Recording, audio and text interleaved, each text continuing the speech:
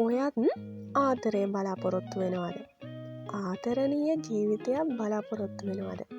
එහෙනම් ඔයාට සැබෑ ලස්සන ආදරයක් ලැබෙන්න නම් ඔයත් ඒ ආදරය වෙනුවෙන් ඔයා වෙනස් කර ගන්න ඕන. අපි හිතමු ඔයාට ක්‍රෂ් එකක් ඉන්නවා කියලා. ඔයාට එයාව ඕනේ.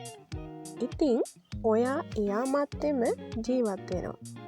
ඔයාට එයාගෙන් තොර ලෝකයක් නැහැ. එහෙම වෙන්න එපා. අපි තවත් මනුස්සයෙක් මත රැඳෙනකොට එහෙමත් නැත්නම් තවත් කෙනෙක්ට ඇබ්බැහි වෙනකොට අපට බොහෝ දුරට සිද්ධ වෙන්නේ හානියක් විතරයි. ඉතින් ඔයාගේ ජීවිතයට ආදරය අවශ්‍යයි නම් පුළුවන් තරම් මේ විදියට ජීවත් වෙන්න බලන්න.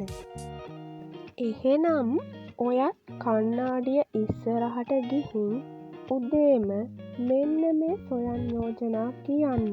මම ආදරය ලබන්න සුදුසු කෙනෙක්. මම ආදරණීය පුද්ගලයෙක්. මම ආදරය නිසා සතුටෙන් ඉන්න සුදුසු පුද්ගලයෙක්. මම ආකර්ශනීයයි. සත්‍ය ආදරය මා වෙතට ලේසියෙන්ම ලැබෙනවා. මම ලෑස්ති ආදරණීය ආදරයක් ලබන්න. මේ ආදරයට ස්තුතියි.